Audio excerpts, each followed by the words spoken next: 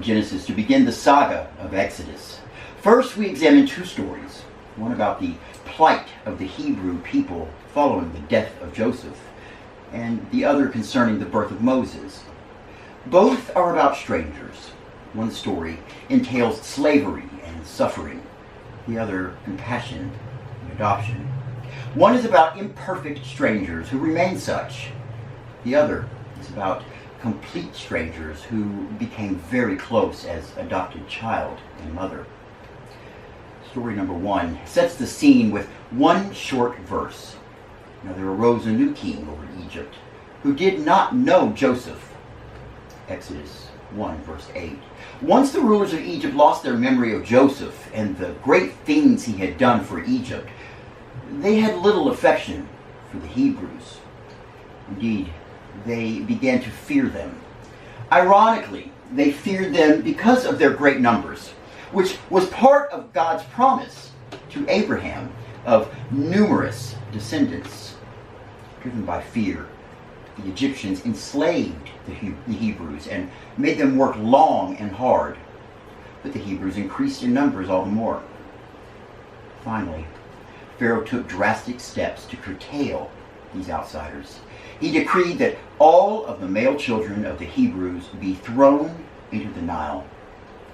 And with such violence, our first story of suffering ends, and the backdrop for our next story is lowered into place.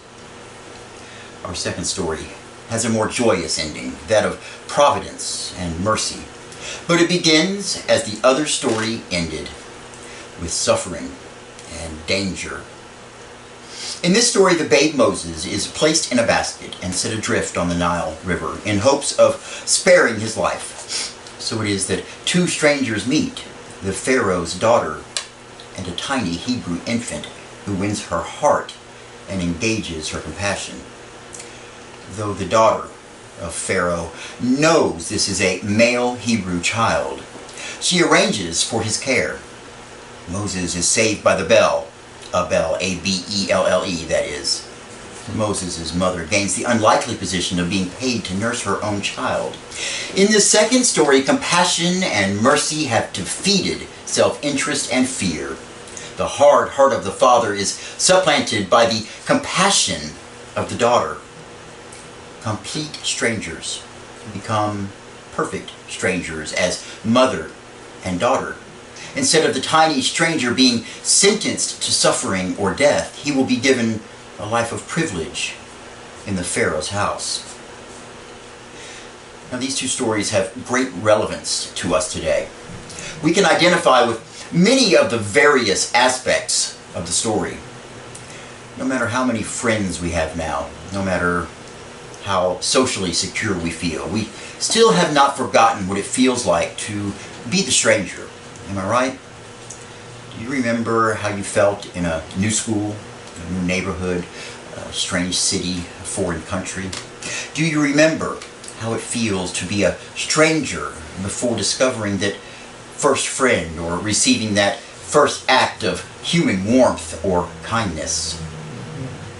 In my opinion, the feeling of being included is a much better feeling than that of being a stranger. Don't you agree? Indeed. We all know the pain of being the stranger. But we also know how it feels to be the people of Egypt and to be threatened by the presence of strangers, especially when their numbers are great. There are those here in Texas who are afraid that strangers from the south, the illegal aliens from Mexico, will create real problems for Texas. Problems of education, taxes, crime, job markets, and medical care. These are not imagined fears. They are grounded in situations we are now facing in our schools, our hospitals, workplace, and neighborhood communities. Like the Egyptians and their rulers, we may have concern for the impact of strangers in our midst. We do not have to be heartless to believe that their presence may prove costly to us. But sometimes these strangers have real faces. It is then that our hearts and minds do not always agree. It is then that our prejudices and self-interests may be challenged. Not long ago, my family used the services of a young Hispanic housekeeper. Her name was Patricia. She came to our home for several hours each Thursday. Not long after she began working for us, she told me her story. Her recent life history becomes even more dramatic when one parallels it with the story of Moses. Patricia came from Mexico. There, her family was forced into hard labor. They were not slaves of a ruler. They simply were captive to a feeble economy and a very low standard of living. To escape the plight of their environment and to provide for the safety of their family, Patricia and her husband decided to hide in the bulrushes of the Rio Grande. They decided to seek safe harbor in the land of the United States. But in their first attempt, they failed. They were caught and sent back. On their second attempt, Patricia was pregnant with their first child. She could not swim, so she had to be pulled across the river on an inner tube. This time, she and her husband made it to safety, or at least relative safety. For the next several years, she and her family lived in constant fear of being discovered. Finally, they were granted amnesty and citizenship. Recently, Patricia received another level of new freedom and privilege, a Texas driver's license. One who once was a stranger to us now is officially a part of us. Patricia may not be a native Texan, but she is at least a native living in Texas. Unlike Moses, she was not saved by an individual act of compassion. You might say it was a Pharaoh himself who saved her, Uncle Sam, as we call him. It was our government who offered her an extended hand. She was formally adopted by our nation and our state. Now she has a chance for more than basic survival. Patricia did not fare as well as baby Moses. She was not taken to a palace, but only given a greater chance to improve the living conditions for her family. Like the Egyptians and their rulers in the biblical story, there are Americans and Texans who have fears and concerns about these strangers who cross our borders. And I concede that these fears have some substance to them. But for today, I celebrate for this one who once was a stranger. I'm glad for her. I am glad that the bulrushes were high enough and that my Uncle Sam was gracious enough. I'm glad that Patricia and her family have found a new life across the border. I realize that the issues concerning illegal aliens are very complex. I realize that strangers can and do pose an economic threat to people of a country or state. But I also know, this personally, Patricia cannot be a stranger to me any longer. For her, I want a good life. For her and her family, I want a chance for survival. I observe her hard work. I sense her good character. I welcome her now as a friend. The motives of the Pharaoh are understandable, but they are not commendable. The concern of the Egyptians for their own well-being was legitimate, but not at the expense of the Hebrews. The fear of the stranger, you see, may be based on real data, but the welcoming of the stranger is based on the true gospel. As a Christian, I am called to reject the action of the Pharaoh, who acted out of self-interest and fear, and to follow the example of Pharaoh's daughter, who acted out of compassion for the stranger. I am not permitted to be an imperfect stranger. To the outsider, I am asked to be a perfect stranger. When I was in high school, a young student came from Germany to be a foreign exchange student in our high school. I did not know him or feel very comfortable around him at first. I invited him to a basketball game and to my house for a visit, and we soon became friends. Why did I invite him? I think my parents suggested it, but so did my religion and so did my conscience. I did not think it was fair for him to be a stranger among us and have no one to welcome him. What a light when many years later our whole family went as strangers to Germany. We did not have to tour as complete strangers. A family outside of Nuremberg welcomed us warmly. They welcomed us into their home. They fed us and entertained us. The stranger that I had welcomed some 15 years before became the friend who welcomed me and my family to a foreign land. Being a stranger is no fun at all. Becoming the friend of a stranger is often a delight. As Christians, we are called to be perfect strangers. People who welcome those who would otherwise stand alone without our support.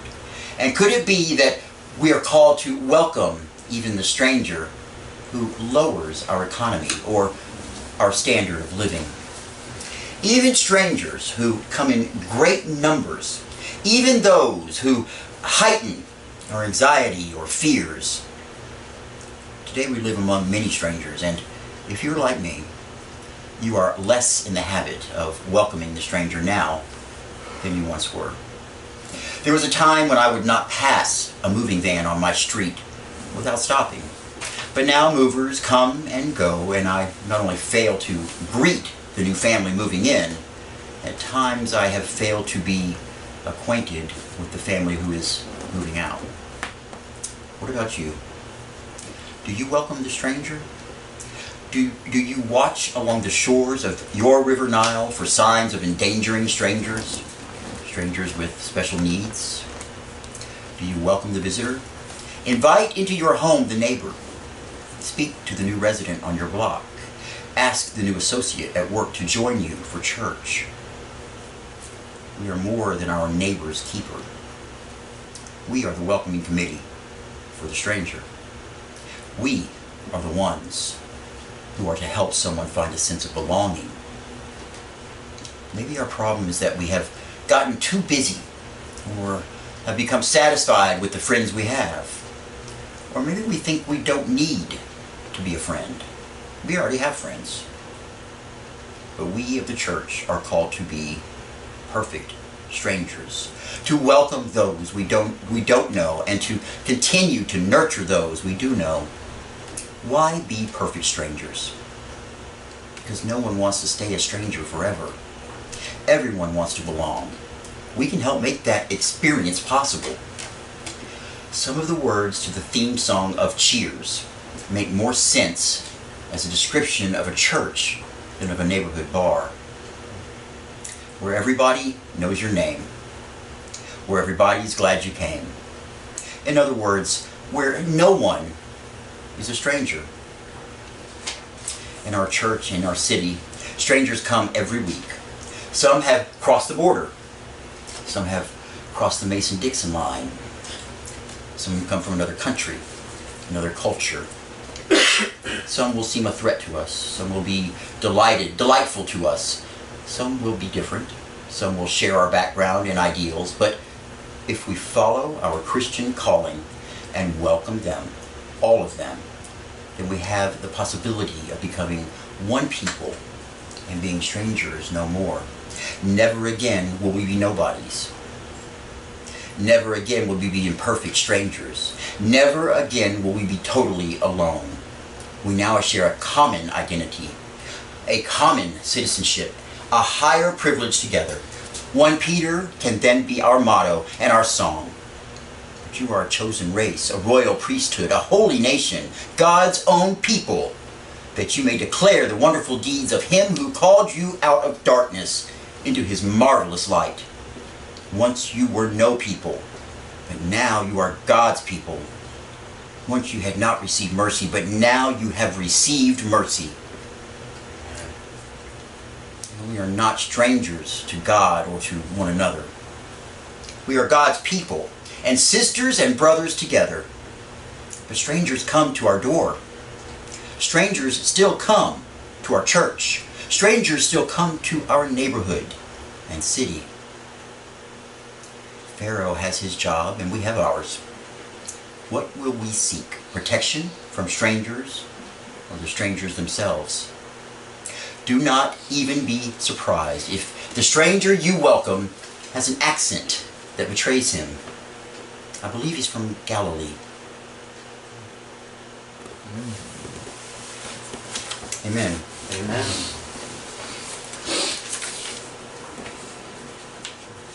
Good sermon. Thank you.